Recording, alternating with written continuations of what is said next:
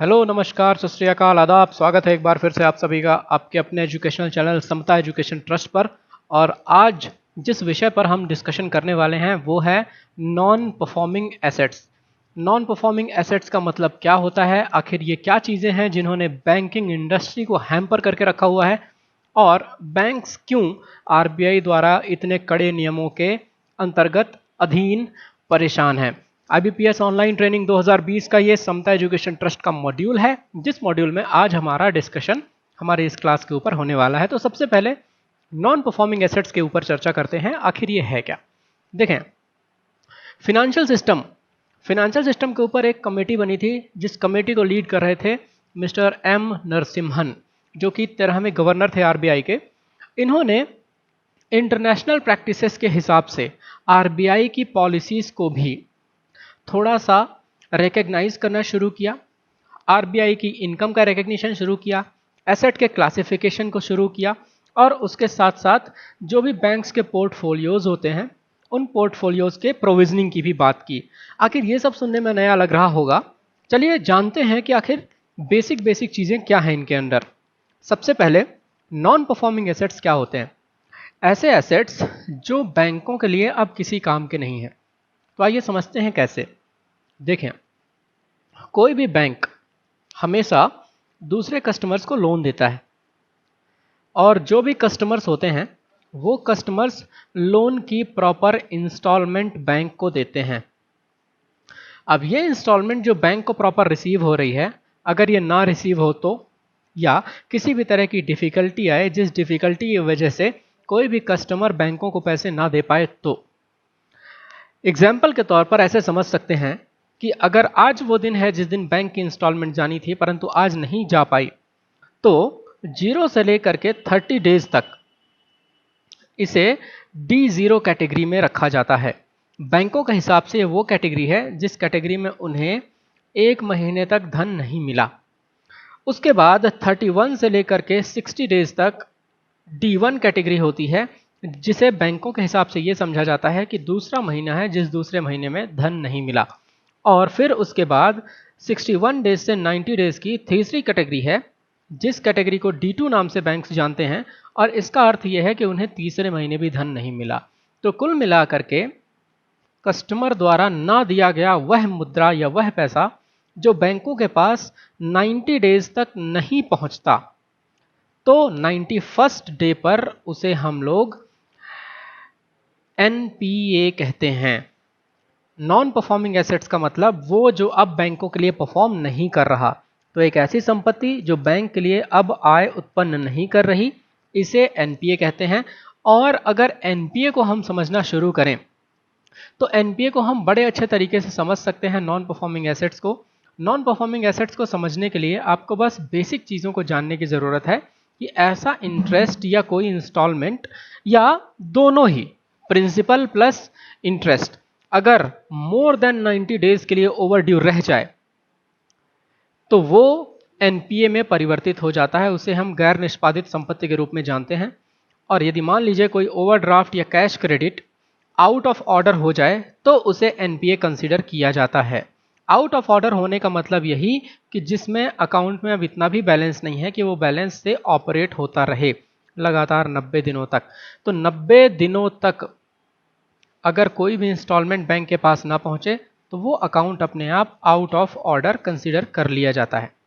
Okay, चलिए, अगर एक बिल ओवर ड्यू रह जाए मोर देन 90 डेज के लिए, ठीक है, तो इसे हम लोग एनपीए में कंसीडर कर लेते हैं। और नॉन परफॉर्मिंग एसेट्स की यही श्रेणी है जिस श्रेणी के हिसाब से उनमें कंसिडरेशंस किए जाते हैं। हाउएवर, एक इंस्टॉलमेंट या प्रिंसिपल जो कि ओवर ड्यू रह जाए, स्पेशली एग्रीकल्चरल सीजन्स की बात करें तो शॉर्ट ड्यूरेशन क्रॉप और लॉन्ग ड्यूरेशन क्रॉप्स का मतलब समझते हैं हम। देखें, इसमें से सबसे पहले शॉर्ट ड्यूरेशन क्रॉप और लॉन्ग ड्यूरेशन क्रॉप का मतलब समझ लेते हैं। देखिए, दो होती हैं क्रॉप सीजन्स, जिनमें से पहला क्रॉप सीजन है which is called kharif crops, और दूसरा क्रॉप सीजन है जिसे कहते हैं रबी क्रॉप्स। अगर आप देखें, खरीफ क्रॉप्स को लगभग जून और जुलाई में इसकी सॉइंग करते हैं और अक्टूबर नवंबर में इसकी हार्वेस्टिंग। इसी तरह से रबी क्रॉप्स की अक्टूबर और नवंबर में सॉइंग होती है और मार्च एंड अप्रैल में इसकी हार्वेस्टिंग। तो इस तरह से इनके सीजन्स बने हुए हैं। जो रबी और खरीफ में डिवाइडेड फसलें हैं उन्हें शॉर्ट ड्यूरेशन क्रॉप्स कहा जाता है, यानी छोटी अवधि की फसलें। जबकि जो कमर्शियल क्रॉप्स होती हैं, जिनमें से स्पेशली जैसे शुगर केन या देशी अरहर, तुअर की दाल, ये सभी लॉन्ग ड्यूरेशन क्रॉप की फसलों में आते हैं, बिकॉज इनको 2 क्रॉप सीजन लगते हैं। तो ये 2 क्रॉप सीजन की एक ही क्रॉप सीजन में ये कंप्लीट हो जाते हैं। लॉन्ग ड्यूरेशन क्रॉप्स की श्रेणी में रखा जाता है गन्ने और अरहर की फसलों को।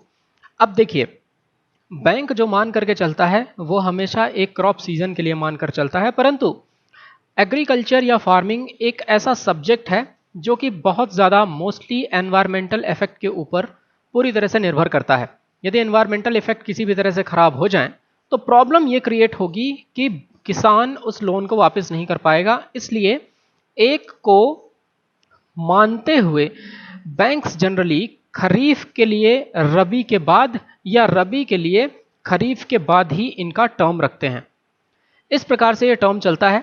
अब अगर मान लीजिए लॉन्ग ड्यूरेशन क्रॉप की फसलों की बात करें तो एक क्रॉप सीजन, और अगर शॉर्ट ड्यूरेशन क्रॉप की फसलों की बात करें तो 2 क्रॉप सीजन्स में इसे हम लोग एनपीए यानी नॉन परफॉर्मिंग एसेट्स कंसीडर करते हैं। तो ये बेसिक है, जिस बेसिक के हिसाब से चलता है। यानी एनपीए जब भी एग्रीकल्चर के सेक्टर में बात होगी, एग्रीकल्चर के सेक्टर में हमेशा एनपीए 1 साल के बाद ही कंसीडर किया जाएगा। यदि किसान 1 साल के अंदर लोन वापस नहीं करता तो भी उसे एनपीए कंसीडर नहीं किया जाता, जबकि 1 साल के बाद अगर वो लोन वापस नहीं करता तो उसे एनपीए कंसीडर किया जाता है। तो होप आपको ये नॉन परफॉर्मिंग एसेट्स पूरी तरह से क्लियर हो गया होगा। इस तरह का पैसा जो बैंकों के अब किसी काम का नहीं, लेकिन बैंक ने किसी न किसी को उधार दिया था प्रॉफिट कमाने के लिए, अब वो यदि बैंक के पास नहीं पहुंच रहा तो यह समस्या बैंकों के लिए खड़ी होने वाली है। एसेट्स क्लासिफिकेशन को देखना अगर शुरू करें तो एसेट्स क्लासिफिकेशन में नॉन परफॉर्मिंग एसेट्स को रिजर्व बैंक ऑफ इंडिया ने कई तरीके से इनकी रियलाइजेबिलिटी के हिसाब से बांटा हुआ है। जैसे जब भी कोई बैंक किसी भी कस्टमर को लोन देता है, हमेशा वो एक लोन अकाउंट ओपन करता है और इसी लोन अकाउंट द्वारा लोन दिया जाता है। जब जब कोई बैंक एक लोन अकाउंट ओपन करता है, लोन अकाउंट के साथ साथ ही एक प्रोविजन अकाउंट भी ओपन करता है जो कि बैंक अपने खुद के पास रखते हैं, और इसे स्पेशल मेंशन अकाउंट के नाम से भी जाना जाता है। याद रखिएगा, स्पेशल मेंशन अकाउंट, जिसे हम लोग SMA के नाम से जानते हैं शॉर्ट में। अब देखें, बैंक ने अपने अंदर ओपन किया प्रोविजन अकाउंट या स्पेशल मेंशन अकाउंट, बैंक ने लोन अकाउंट ओपन करके किसी को भी लोन दिया। जब जब बैंक किसी को लोन देता है और उसकी किस्तें प्रॉपरली बैंक को रिसीव हो रही होती हैं या सारी इंस्टॉलमेंट बैंक को प्राप्त हो रही होती हैं, तो उसे स्टैंडर्ड एसेट कहा जाता है। वो स्टैंडर्ड एसेट की श्रेणी में रखा जाएगा। स्टैंडर्ड एसेट में जो प्रोविजनिंग नॉर्म्स हैं वो प्रोविजनिंग नॉर्म्स हैं 0.4%। अभी इनका डिस्कशन करेंगे कि प्रोविजनिंग है क्या। दूसरा, अगर वो 90 दिनों तक ड्यू हो जाए तो 90 दिनों के बाद वो चला जाता है दूसरी श्रेणी में, जिसे कहते हैं सब स्टैंडर्ड एसेट। सब स्टैंडर्ड एसेट का मतलब कि 90 दिनों से लेकर के और अगले 1 साल तक वो इस श्रेणी में रहता है। यहां पर आपको जो प्रोविजनिंग करनी होती है वो प्रोविजनिंग करनी होती है 15%। उसके बाद तीसरी कैटेगरी, जब 1 साल के बाद भी लोन की कोई भी किस्त बैंक को रिसीव नहीं होती तो उसे डाउटफुल एसेट की श्रेणी में रख दिया जाता है। डाउटफुल एसेट का मतलब ये कि 1 साल खत्म होने के बाद से लेकर के अगले 3 साल तक, यानी कि अगले 3 सालों का जो टर्म है, उस 3 सालों के टर्म को हम लोग जब देखेंगे तो वो it is under this doubtful asset category, और 25% से लेकर के 100% तक यहां पर प्रोविजनिंग करनी पड़ सकती है। हाउएवर चौथी कैटेगरी का मतलब ये कि जब 3 सालों तक भी कोई धन बैंक के पास वापस ना आए तो उसे लॉस एसेट्स की कैटेगरी में रख देते हैं। लॉस एसेट्स का मतलब ये कि अब वो परमानेंटली बैंक के पास पहुंचने के कोई चांसेस नहीं है और ऐसी स्थिति में 100% प्रोविजनिंग करनी होगी। अब देखें, समझिए इस बात को कि लोन अकाउंट जब भी कोई बैंक ओपन करता है, लोन अकाउंट के साथ साथ उसे प्रोविजन अकाउंट ओपन करना होता है जिसमें वो भरपाई करता है। प्रोविजन अकाउंट आरबीआई की तरफ से मैंडेटरी है कि हर बैंक को ओपन करना ही पड़ेगा हर किसी तरह के लोन अकाउंट के लिए। और साथ ही साथ ये बात भी कही गई है कि जो भी प्रोविजन अकाउंट होते हैं उन प्रोविजन अकाउंट में प्रोविजनिंग समय समय पर होती रहनी चाहिए, क्योंकि इन्हें मॉनिटर करते रहना होता है। अगर इन्हें मॉनिटर करते नहीं रहे बैंक, तो banks will face problem and some of the kind of qualitative control from the Reserve Bank of India too. अब देखिए, कहने का मतलब कि यदि किसी बैंक ने किसी एक व्यक्ति को 10 लाख रुपए का लोन दिया, तो इसका मतलब 10 लाख का 0.4% यानी 4,000 रुपए प्रोविजन अकाउंट में बैंक को रखने पड़ेंगे। इसी के साथ साथ यदि उसने 90 दिनों तक ना वापस करके उसे एनपीए बना दिया और सब स्टैंडर्ड की कैटेगरी में रख दिया, तो उसे यहां पर 15% यानी 10 लाख का 15% इस अकाउंट में रखना पड़ेगा, यानी 1.5 लाख रुपए। अब 1.5 लाख का मतलब आप समझ सकते हैं कि बैंक को 1,46,000 रुपए और प्रोविजन अकाउंट में डालने पड़ेंगे। डाउटफुल एसेट की जो कैटेगरी होती है वो 1 से लेकर के 3 साल तक है, यानी कि यूं समझिए कि जब सब स्टैंडर्ड कंप्लीट होता है तो उससे आगे वाले 3 साल यानी आगे के 36 महीने इस कैटेगरी में रहता है लोन। पहली कैटेगरी को हम लोग कहते हैं डाउटफुल एसेट 1, दूसरी कैटेगरी को डाउटफुल एसेट 2 और तीसरी कैटेगरी को डाउटफुल एसेट 3। यानी कि 25% प्रोविजनिंग की जाती है जब दूसरे साल में ये एसेट होता है, 40% के आसपास प्रोविजनिंग की जाती है जब तीसरे साल में एसेट होता है, और चौथे साल में इसकी प्रोविजनिंग 100% कर दी जाती है। और लॉस एसेट की कैटेगरी में पहुंचने पर बैंक ये मान लेता है कि जो लोन हमने किसी को दिया था अब वो हमारे पास वापस नहीं आने वाला। इस तरीके से 100% भरपाई बैंक को ही प्रोविजन अकाउंट में डाल करके करनी पड़ेगी। और याद रखिए, प्रोविजन अकाउंट में जितना अमाउंट रखा जाता है या प्रोविजनिंग का जो पैसा डाला जाता है वो कभी भी बैंक किसी कस्टमर के अकाउंट से नहीं उठा सकता, बैंकों को अपने प्रॉफिट में से डालना पड़ता है। और यही बैंकों के लिए सबसे ज्यादा नुकसानदायक चीज है कि जब भी कोई लोन लेकर के बैंकों को वापस नहीं करता, उस समय पर बैंकों को उनकी भरपाई खुद की जेब से करनी पड़ती है। That's what is the asset classification. और एसेट क्लासिफिकेशन को हम लोग 4 क्लासिफिकेशन से रखते हैं। The Reserve Bank of India have classified 4 health categories of the assets in which provisioning norms are already there, which every bank need to follow। याद रखिएगा, आगे बढ़ करके हम इस तरह से जैसे इसे समझ रहे थे वैसे ही प्रोविजनिंग नॉर्म्स भी हैं इसमें। और अब हम लोग यहां पर डिस्कस कर लेते हैं कि what do you mean by सब स्टैंडर्ड एसेट।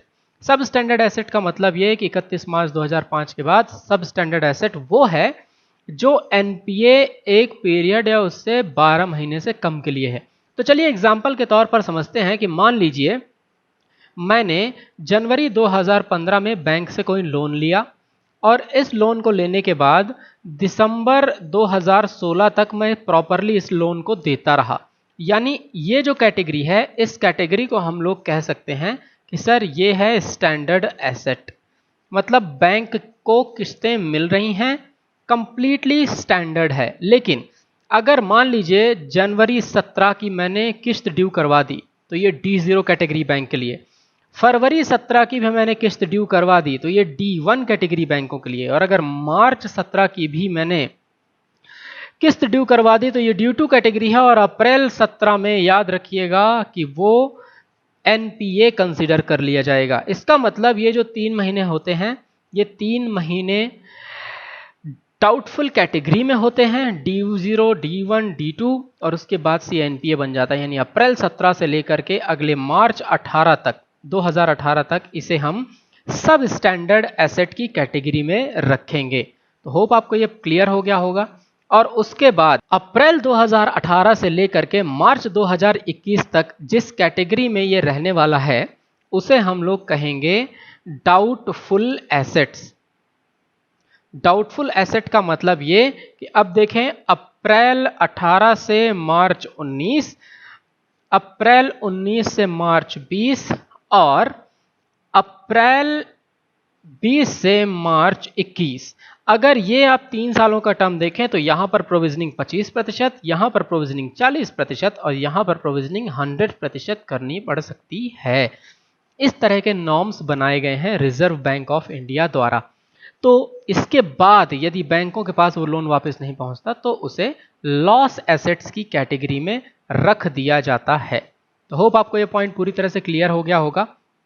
आगे बढ़ते हैं और आगे बढ़ करके डिस्कस करते हैं कि एसेट क्लासिफिकेशन में हमने देख ही लिया कि देखिए 12 महीने से कम तक के लिए एनपीए बनने के बाद जो कैटेगरी होती है वो सब स्टैंडर्ड होती है। डाउटफुल एसेट की कैटेगरी तब मानी जाती है जब वो सब स्टैंडर्ड में भी लगभग 12 से 36 महीने तक रह ले, और उसके बाद लॉस एसेट की कैटेगरी मान ली जाती है। यानी ऐसा asset which is uncollectible and such little value that its continuance as a bankable asset is not warranted although there may be some rescue or recovery value। मतलब बैंक अपने database से इन loss assets को हटा देते हैं परंतु recovery का तरीका नहीं छोड़ते। रिकवरी के लिए बैंक्स लगे रहते हैं तब तक कि जब तक कि रिकवरी ना हो जाए, तो उसके लिए बैंक्स मेहनत करते रहेंगे और बैंक इसकी रिकवरी की पूरी कोशिश करेंगे। हाउएवर आगे बढ़ करके अब हम ये सोचें कि रीजन क्या है जिसके वजह से एनपीए बनता है। नॉन परफॉर्मिंग एसेट्स के पीछे रीजन है, उसमें सबसे पहले है macro economic reasons. Macro economic reasons का मतलब ये कि जब भी देश ग्रो नहीं कर रहा होता या जीडीपी नहीं बढ़ रही होती, कोई डिमांड नहीं होती गुड्स की, तो इंडस्ट्री सफ़र करती हैं और वो पे बैक नहीं कर पाती, इसलिए एनपीए की कंडीशन बनती है। दूसरा, अगर मान लीजिए इंटरेस्ट रेट बहुत ज़्यादा हो कि लोन जब लिया गया तब इंटरेस्ट रेट 10% था और आज इंटरेस्ट रेट किसी से 25% लिया जा रहा है, तो any company could not be able to pay it. जब इंटरेस्ट रेट हायर हो जाए तो उस समय पर यह प्रॉब्लम क्रिएट होती है। और तीसरी कि जब सेक्टर्स में इकोनॉमिकली जो इम्पोर्टेंट सेक्टर्स हैं वो अगर अच्छा परफॉर्म ना कर रहे हों, इंफ्रास्ट्रक्चर की बात कर रहे हैं, लैंड एक्विजिशन की बात कर रहे हैं, फॉरेस्ट रिलेटेड इश्यूज़ की बात करें, एनवायरमेंटल क्लियरेंसेस की बात करें, इन सभी पर जब भी प्रॉब्लम्स क्रिएट होती हैं there is always a reason कि समस्या खड़ी होगी। और समस्या खड़ी होने का सबसे